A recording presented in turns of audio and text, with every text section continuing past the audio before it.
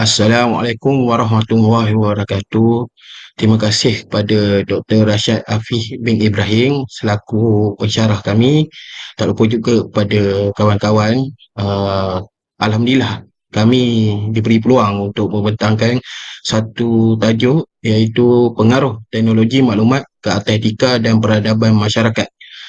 Kami dari kumpulan 2 di bawah Fakulti Peladangan dan Agroteknologi, Bachelor of Science Implementation Technology and Management dari UiTM Jengka Pahang.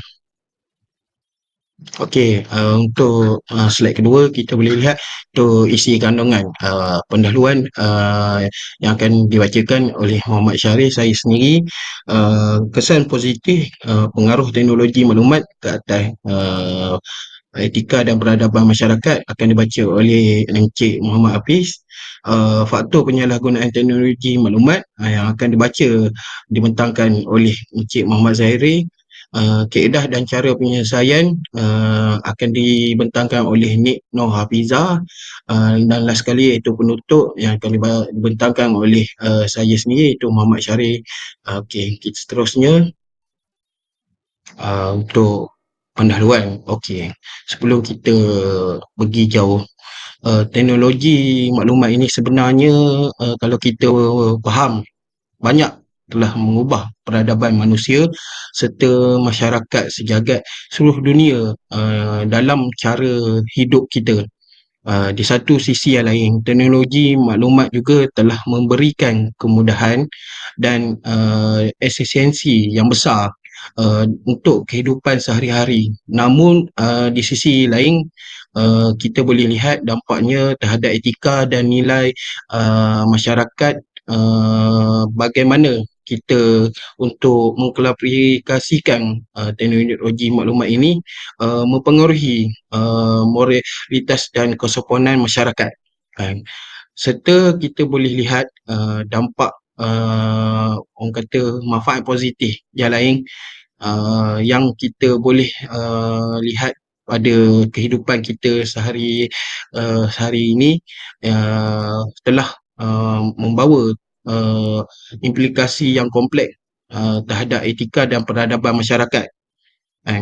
Kalau kita lihat kemungkinan di masa dahulu, teknologi maklumat ini tidak didedahkan kepada masyarakat umumnya di Malaysia. Pada tahun 1970, tidak ramai yang memiliki telefon ataupun orang kata untuk membuat panggilan dari jauh. Sekarang semua hanya di hujung jari.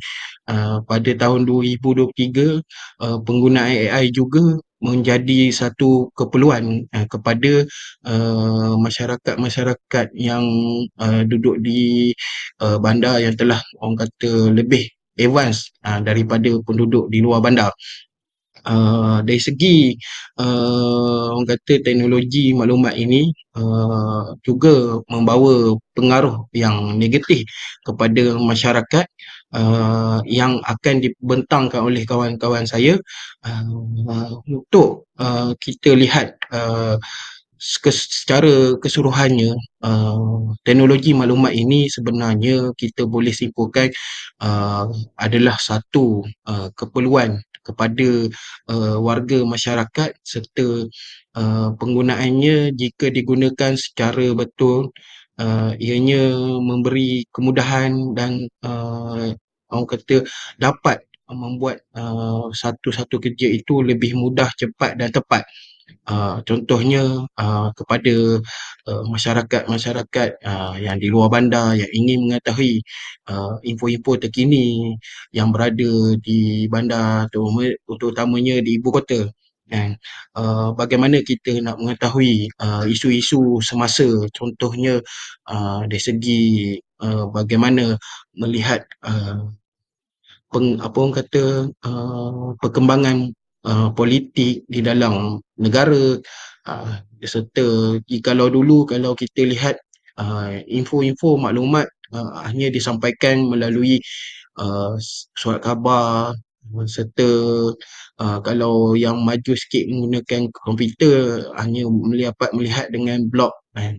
Kalau dahulu menggunakan televisyen, kemungkinan ia akan mendapat info yang kurang tepat kerana uh, kawalan dari segi maklumat oleh kerajaan. Akan tetapi di masa sekarang tiada lagi orang kata penghalang kepada masyarakat untuk mengetahui info-info terkini bagi memahami atau melihat secara keseluruhannya.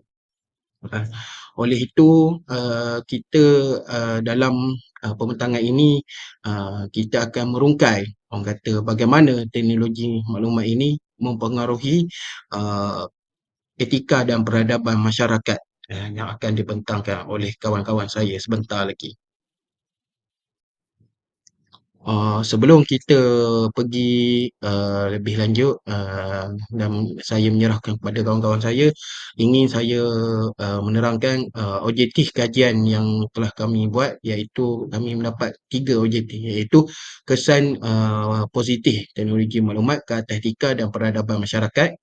Keduanya, faktor penyalahgunaan teknologi maklumat ke atas pengaruh etika dan peradaban masyarakat, serta kaedah dan cara penyelesaian bagi mengatasi penggunaan teknologi maklumat yang ke arah lebih buruk. Okey, saya akan menyerahkan kepada sahabat saya iaitu Encik Muhammad Hafiz untuk menerangkan lagi lebih lanjut iaitu kesan positif teknologi maklumat ke atas etika dan peradaban masyarakat.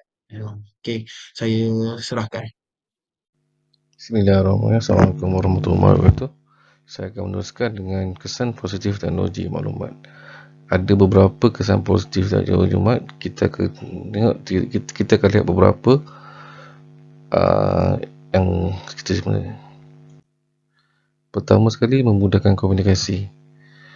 Sebelum teknologi maklumat berkembang, komunikasi antara satu sama lain sukar. Sekitar tahun 80-an, di mana hanya ada talian tetap. Sekarang kita ada talian berbimbit. Hampir semua orang memiliki telefon bimbit yang canggih. Daripada berbual antara satu pihak dan satu pihak, kita dah boleh berkomunikasi secara berkumpulan. Kita juga dah boleh berkomunikasi dengan orang yang lebih jauh dengan lebih murah berbanding dengan ketika dulu.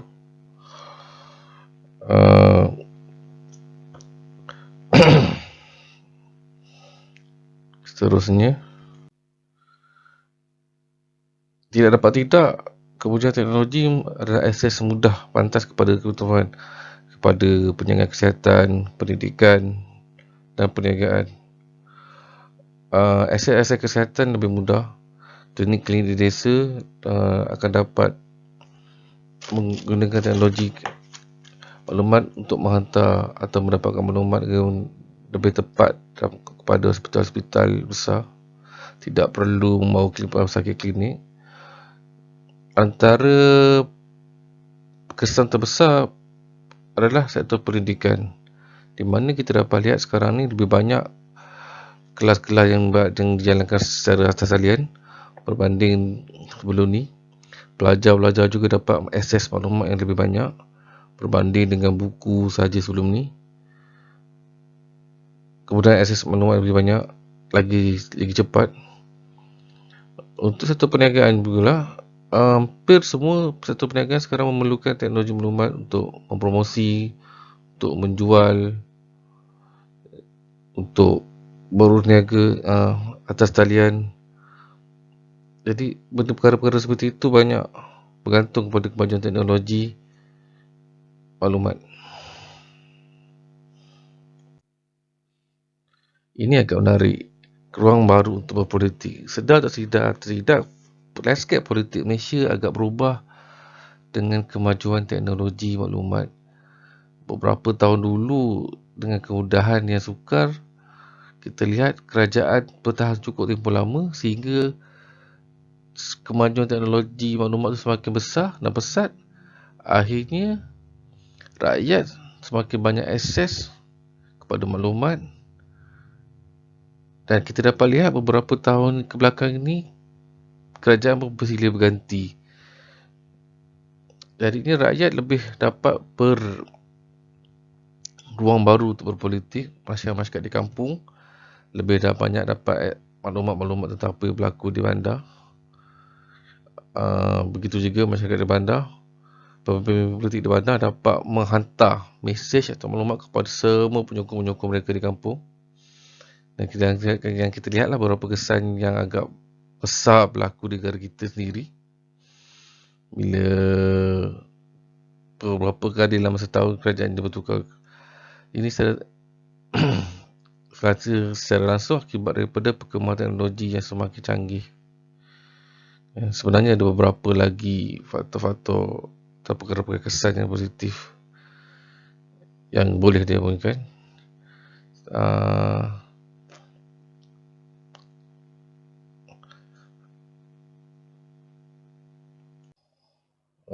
Kesimpulannya, kesan teknologi maklumat terhadap etika dan peradaban masyarakat bukan semata-mata negatif, malah ia juga memberi pengaruh positif yang cukup besar.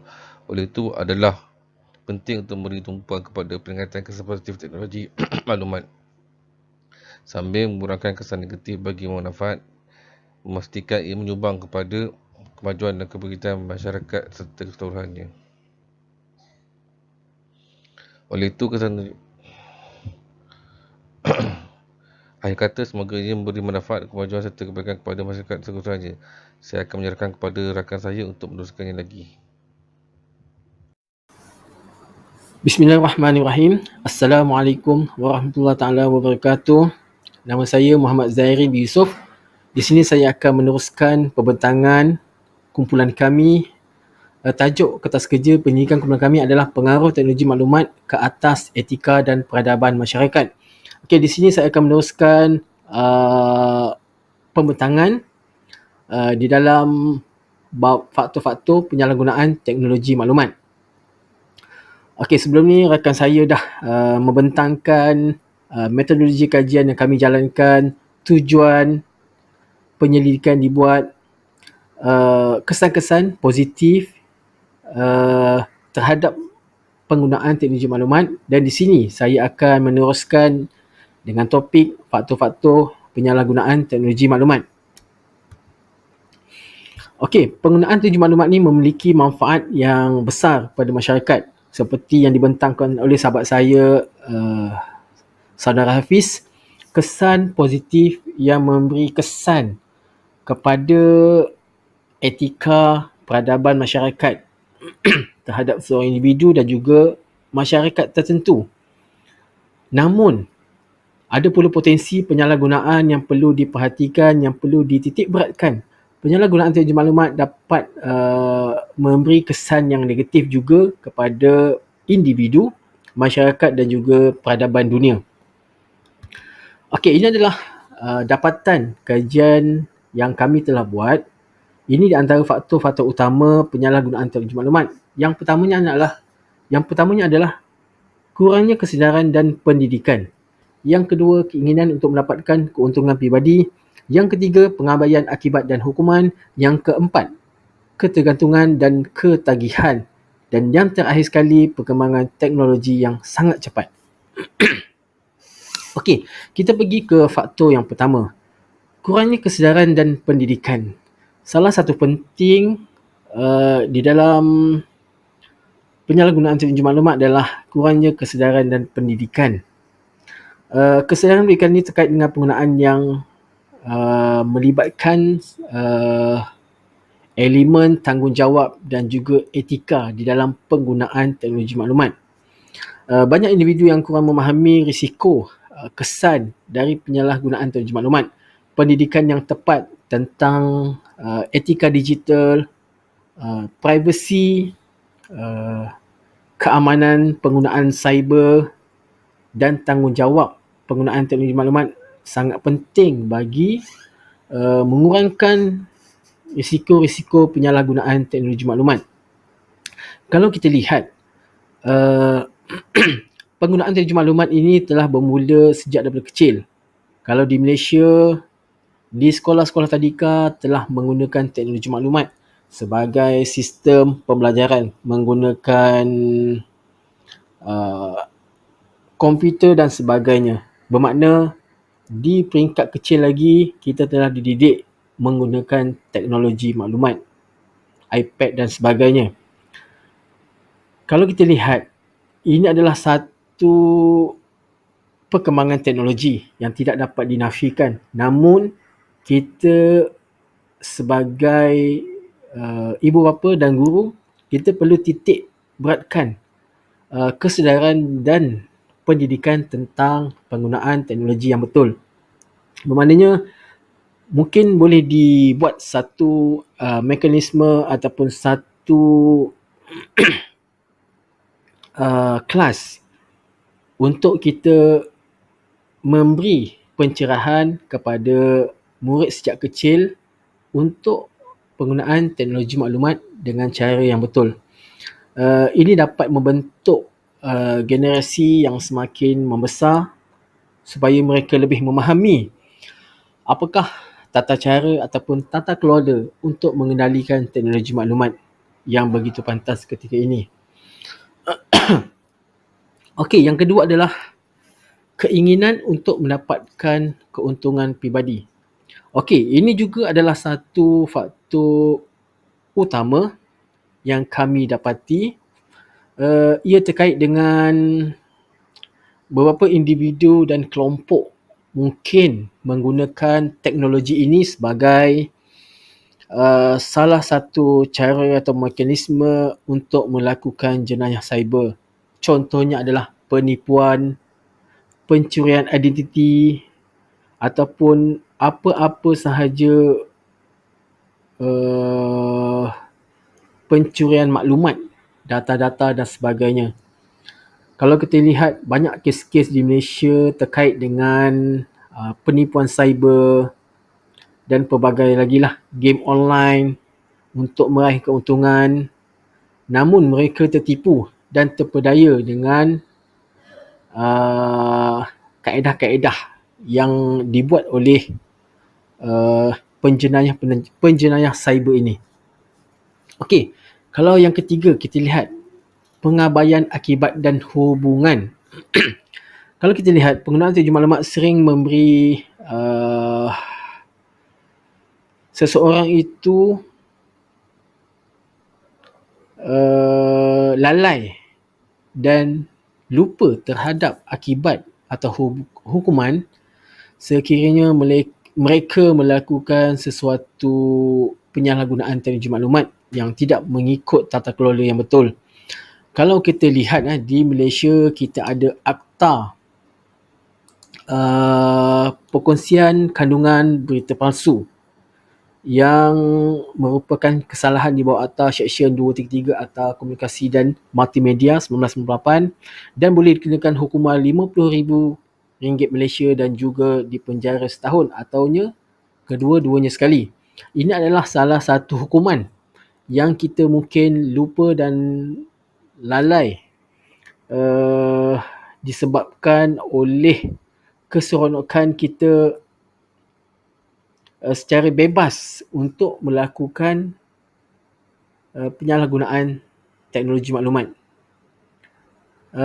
Dan yang keempat adalah faktor ketergantungan dan ketagihan. Okey, faktor ini jika kita lihat ketergantungan dan ketagihan terhadap teknologi maklumat ini dapat menyebabkan penyalahgunaan. Banyak manusia, orang ataupun masyarakat menghabiskan waktu yang berlebihan di hadapan laptop, di hadapan TV, di hadapan iPad. Mereka tidak memberi keseimbangan di dalam amalan seharian mereka. Maknanya keseimbangan hidup dan interaksi sosial yang sihat di antara rakan-rakan dan juga ahli keluarga. Kalau kita lebih kepada penggunaan teknologi maklumat, kita lalai dengan sosial media, Facebook, Twitter, Instagram, TikTok dan sebagainya, kita dapat mengurangkan, dapat meningkatkan jurang di antara hubungan kita dengan ahli keluarga, dengan ibu bapa, dengan anak-anak dan juga rakan-rakan di pejabat. Sekiranya kita terlalu fokus kepada ketagihan, kecenderungan, ketergantungan kita, kehidupan sayang kita terhadap teknologi maklumat.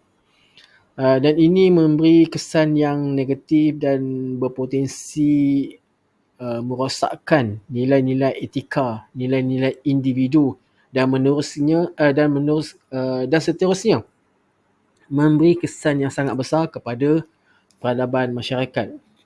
Dan yang terakhir sekali, dapatan kajian yang kami jalankan iaitu faktornya adalah perkembangan teknologi yang cepat.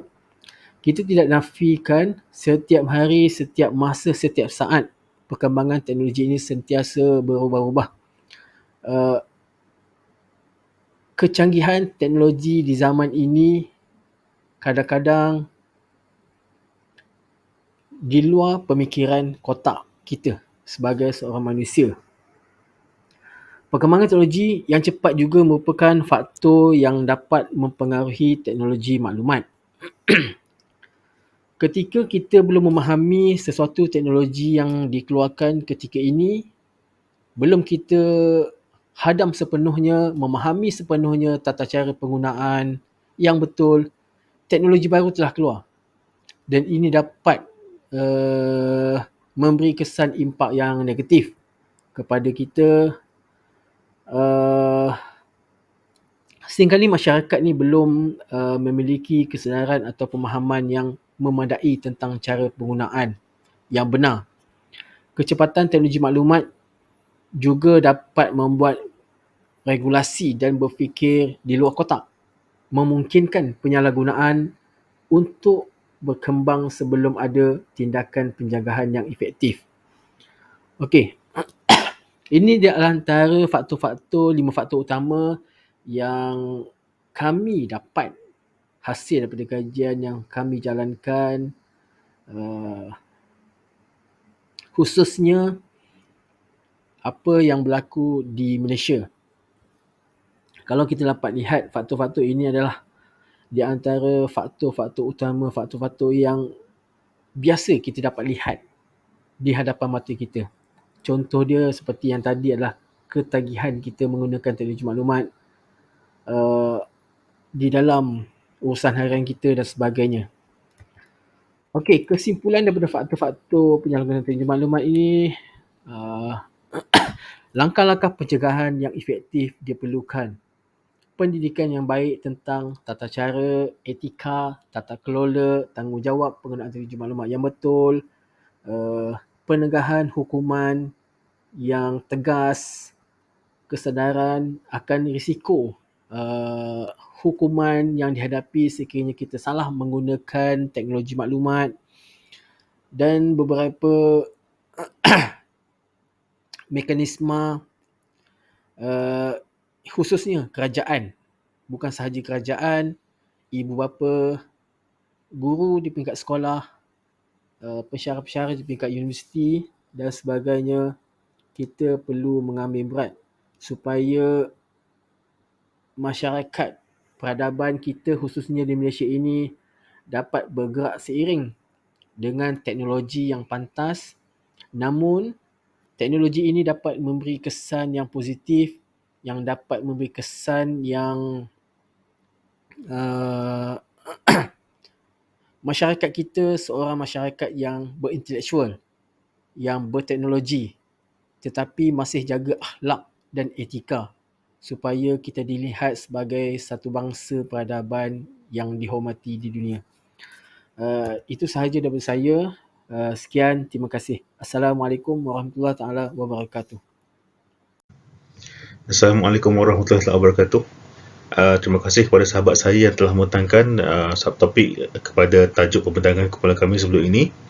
Khususnya saya Nino Hafizah bin Ibrahim akan membentangkan berkenaan kaedah dan cara penyelesaian bagi mengatasi penyalahgunaan teknologi maklumat.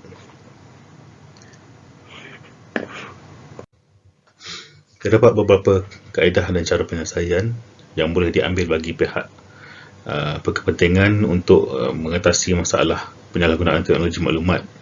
Yang pertama ialah kesedaran dan pendidikan, yang mana memperkenalkan program pendidikan peringkat sekolah, universiti dan organisasi untuk memberikan pemahaman berkenaan risiko penyalahgunaan teknologi.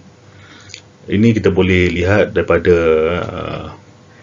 kemungkinan pihak sekolah dan universiti boleh bekerjasama dengan pihak Kementerian Pendidikan dan juga Pengajian Tinggi bagi memperkenalkan beberapa silibus dalam mata pelajaran sebagai pendedahan awal kepada murid-murid dan juga pelajar berkenaan risiko yang kemungkinan wujud dalam penggunaan internet dan juga sebarang teknologi.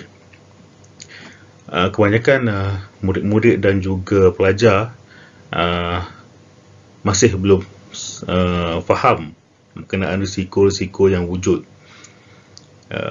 dalam keseronokan waktu muda untuk meneroka teknologi. Kebanyakan mereka cuma tahu sebagai pengguna, tapi tidak faham berkenaan risiko yang terdapat dan juga kurangnya kesedaran dan juga pendidikan dalam menggunakan teknologi dengan cara yang betul. Yang seterusnya, pihak syarikat dan juga majikan juga boleh mengadakan beberapa kursus dan juga seminar kepada pihak-pihak pekerja dan juga staf-staf yang bekerja di bawah mereka, kerana kita boleh lihat beberapa kes yang terdapat yang di mana beberapa maklumat sulit syarikat juga terdedah akibat kurangnya ilmu dan juga pemahaman staf berkenaan risiko yang terdapat di dalam penggunaan teknologi. Berkemungkinan beberapa staf tu tidak secara tidak sengaja mendedahkan maklumat dan juga rahsia-rahsia syarikat yang boleh merugikan syarikat. Okey, yang seterusnya ialah regulasi dan undang-undang. Memperkenalkan dan penguatkuasaan undang-undang melindungi privasi data, cyberbully dan kejahatan cyber. Organisasi dan individu perlu memahami dan mematuhi undang-undang. Okey, kalau kita lihat dalam negara Malaysia ni, memang sudah ada beberapa undang-undang yang telah diperuntukkan untuk mengatasi masalah cyberbully dan juga kejahatan cyber. Namun kita boleh tengok dalam aplikasi contohnya TikTok, Facebook dan juga Twitter, masih terdapat masyarakat yang menggunakan cyberbully. Sebagai contoh, body shaming, mendedahkan privasi sekiranya orang yang beliau tak suka, dan juga pelbagai perbuatan yang memalukan setengah individu. Jadi undang-undang yang ada sekarang ni berkemungkinan boleh ditambah baik, dan juga penguatkuasaan yang ada perlu diperketatkan dan juga ditambah baik untuk melindungi masyarakat awam. Okey, langkah ketiga yang boleh diambil sebagai kaedah dan cara penyelesaian bagi mengatasi penyalahgunaan teknologi maklumat ialah pengurangan ketagihan teknologi, iaitu dengan mengatur batasan waktu penggunaan dan juga menjalankan aktiviti yang tidak melibatkan teknologi dalam sosial. Ini kita dapat lihat pada generasi kanak-kanak sekarang, yang mana ibu bapa terlalu mengambil langkah mudah dengan mendedahkan anak-anak seawal 1 hingga 2 tahun dengan gadget. Sekiranya ibu bapa sibuk, terus memberikan gadget kepada anak-anak. Dalam kita boleh lihat sehingga timbulnya kes-kes seperti mana masalah penglihatan, masalah pendengaran dan juga masalah pergaulan kanak-kanak akibat terlalu awal pendedahan gadget ini. Jadi sebagai ibu bapa seharusnya kita untuk bergaul dengan anak-anak dan tidak hanya meletakkan gadget sebagai ibu bapa angkat kepada anak-anak kita. Seterusnya, selain daripada kanak-kanak, kita juga boleh lihat pada masalah ketagihan ini turut memberikan masalah kepada orang dewasa dan juga pelajar. Sebagaimana kita boleh tengok sesetengah individu yang terlalu minat dan juga terlalu bergantung kepada media sosial untuk maklumat-maklumat terkini. Kita boleh lihat sesetengah individu yang suka melayan aplikasi seperti TikTok, Facebook, Twitter, YouTube dan sebagainya sehingga pukul 2-3 pagi dan seterusnya menjejaskan produktiviti pada di tempat kerja dan juga tempat belajar. Jadi ketagihan teknologi ini merupakan satu masalah yang serius. Selain daripada masalah kesihatan, ia juga melibatkan masalah produktiviti di tempat kerja dan juga di tempat belajar. Jadi sebagai individu dan juga masyarakat, pihak kerajaan juga boleh mengambil inisiatif dalam memperkenalkan program-program yang tidak melibatkan teknologi dalam kehidupan seharian. Yang keempat ialah kesedaran privasi dan pengendalian data. Setiap individu perlu berwaspada terhadap praktik pengumpulan data dan akses yang tidak sah terhadap privasi individu. Okey, dalam privasi ini kita boleh ambil langkah-langkah dalam mengenal pasti sekiranya terdapat phishing link ataupun laman web yang tidak sepatutnya kita masuk dan mengelakkan daripada mendedahkan beberapa maklumat kita terlalu detail, yang mana sesetengah pihak sekarang ni suka untuk menjual maklumat privasi kepada pihak-pihak berkepentingan. Langkah kelima yang boleh diambil sebagai kaedah dan juga cara penyelesaian dalam mengatasi penyalahgunaan teknologi maklumat ialah pendidikan media dan literasi digital dengan belajar mengenali berita palsu dan membuat pengesahan ke atas sumber digital. Sejak akhir-akhir ini terdapat banyak berita palsu dan juga maklumat-maklumat yang tidak sah telah berlega di laman web dan juga di media-media sosial. Kebanyakan maklumat-maklumat palsu ini memberikan kepentingan kepada pihak yang menyebarkan. Contohnya membuat berita palsu berkenaan dasar kerajaan, maklumat-maklumat syarikat dan juga maklumat-maklumat individu yang tidak sahih.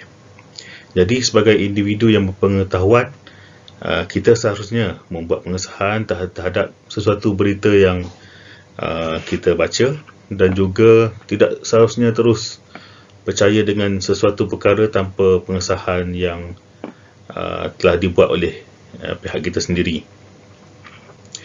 Selain itu, selain itu, langkah yang keenam ialah peranan industri dan juga reka bentuk. Ini ialah daripada pihak pemain industri teknologi. Sebagai contoh, kita boleh ambil pihak telco. Pihak telco juga sepatutnya tidak mendedahkan maklumat-maklumat kita kepada pihak-pihak yang tidak bertanggungjawab. Kita boleh dapat lihat penjualan privasi data kita kepada pihak-pihak orang panggil pihak scammer, yang mana perkara ini dibuat oleh beberapa individu yang tidak bertanggungjawab di dalam syarikat-syarikat itu sendiri. Kita sebagai pengguna percaya kepada dengan memberikan maklumat-maklumat peribadi kita kepada pihak telco tersebut, tapi terdapat individu yang tidak bertanggungjawab dengan mendedahkan dan juga menjual maklumat-maklumat peribadi kita kepada pihak yang scammer. Jadi sebagai pemain industri, sepatutnya mereka mengambil tindakan yang tegas kepada beberapa individu yang tidak bertanggungjawab untuk mengatasi masalah penyalahgunaan teknologi maklumat ini. Langkah ketujuh dan juga yang terakhir dalam kaedah mengatasi penyalahgunaan teknologi maklumat ialah kesokongan sosial dan juga kesejahteraan mental. Akses ke klinik pemulihan digital, program pemulihan ketagihan dan sokongan kesejahteraan mental. Selain daripada itu, sokongan daripada keluarga, teman dan masyarakat penting dalam membantu individu yang mempunyai masalah penyalahgunaan teknologi. Ini ialah sebagai contoh, pihak kerajaan boleh memberi beberapa taklimat dan juga program bagi mengatasi masalah ketagihan dan juga memberi sokongan kepada kesejahteraan mental kepada individu yang telah terlibat dalam masalah penyalahgunaan teknologi ini. Dan juga kita sebagai keluarga dan juga teman, mungkin juga rakan sekerja, seharusnya perlu memberi sokongan dan juga dukungan kepada individu yang kita ambil contoh sebagai seorang individu yang telah menjadi mangsa body shaming dan juga pendedahan maklumat privasi. Kita seharusnya lah perlu untuk memberi sokongan rapat bagi mengelakkan terjadinya masalah yang lebih teruk. Sebagai contoh, masalah kemurungan dan juga masalah mental. Selain daripada beberapa kaedah-kaedah yang telah dibincangkan pada kumpulan kami, terdapat beberapa lagi kaedah-kaedah yang boleh diambil oleh masyarakat.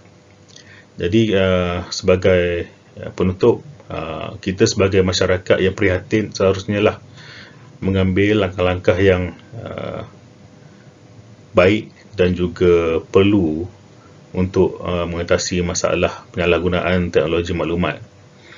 Okey, sekian daripada saya.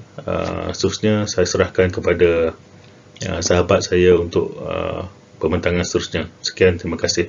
Assalamualaikum warahmatullahi taala wabarakatuh. Terima kasih kepada Encik Nur Hafiza atas pembentangan beliau.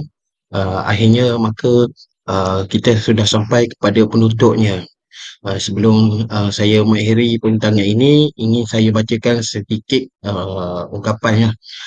Peradaban secara umumnya adalah sejumlah pencapaian dan pembangunan dalam segala pelakuan, pemikiran dan kemajuan tinggi, baik halus dan sopan ke arah pembentukan peribadi dan komuniti yang memiliki personaliti, tata susila dan budi pekerti yang terpuji untuk membentuk sebuah masyarakat atau negara bangsa. Petikan ini saya ambil daripada satu buku iaitu Perkhidmatan Etika dan Peradaban, editor tersebut iaitu Dr. Rashad Apih bin Ibrahim. Saya mengucapkan terima kasih kepada rakan-rakan. Tak lupa juga saya kepada pensyarah kami iaitu Dr. Rashad Apih Ibrahim. Semoga dengan pembentangan ini dapat memberi manfaat dan kepahaman kepada semua serta rakan-rakan. Sekian, terima kasih. Assalamualaikum warahmatullahi wabarakatuh.